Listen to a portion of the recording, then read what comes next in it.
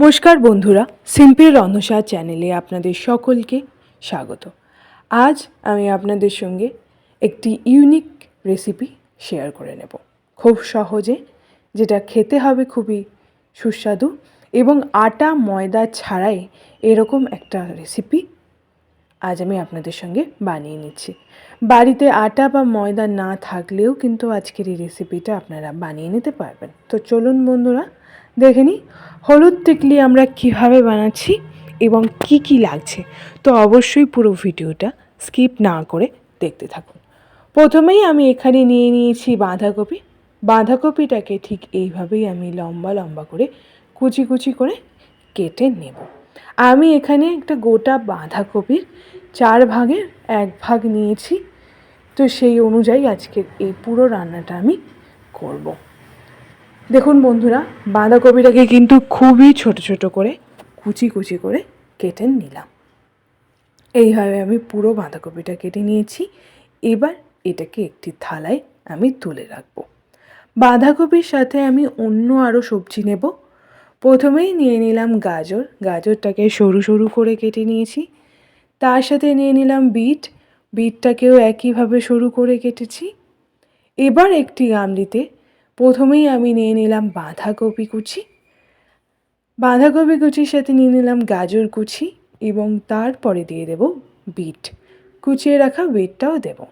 আমি কিন্তু সবজিগুলোকে সিদ্ধ করিনি বন্ধুরা, কাঁচাই দিচ্ছি। এরপর আমি দিয়ে দেব 1 টিস্পুন আদা কুচি, স্বাদ মতো নুন এবং তার সাথে দেব 1/2 চামচ চিনি, যাতে টেস্টটা ব্যালেন্স হয়। এর সাথে দিয়ে দেব কসুরি মেথি। এটাকে একটু হাত দিয়ে গুঁড়ো করে নিয়েছি। তার সাথে দিয়ে দিলাম জিরে গুঁড়ো, দিয়ে দিলাম হলুদ গুঁড়ো 1 চামচ।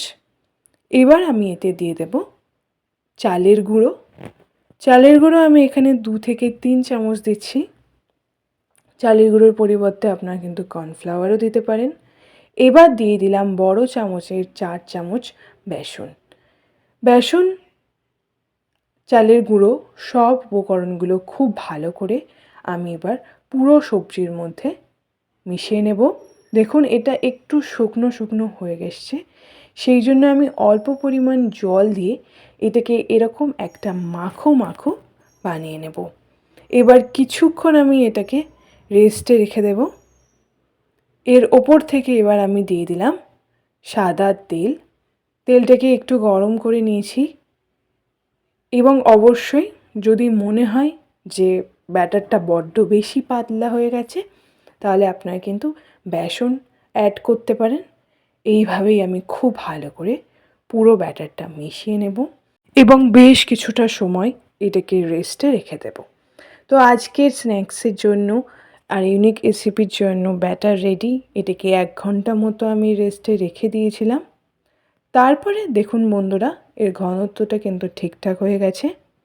এবার আমি এটাকে পছন্দ অনুযায়ী শেপ দিয়ে একটা গোলের আকারে বানিয়ে ভেজে নেব।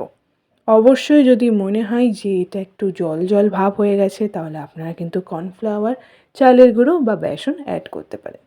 এবার একটা তাওয়ায় নিয়ে তাওয়াতে তেল গরম হয়ে গেলেই একে একে আমি গোল গোল আকারের এই স্ন্যাক্সটা বানিয়ে নেব। দেখুন বন্ধুরা, এটা কিন্তু ঠিক স্ন্যাক্স বা আমরা এখানে ডিপ ফ্রাই করছি না, তবে এটা কিন্তু দেখতে দারুণ হবে।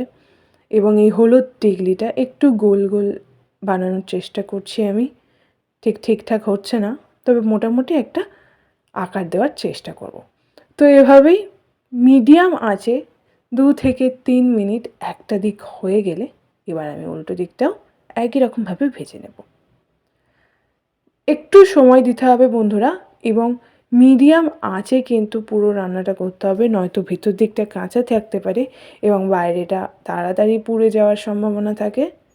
তাই এইভাবেই আমি একে একে সবগুলোকে খুব ভালো করে উল্টে দেব এবং ওপর দিকটা একটু চেপে চেপে দিয়ে দেব।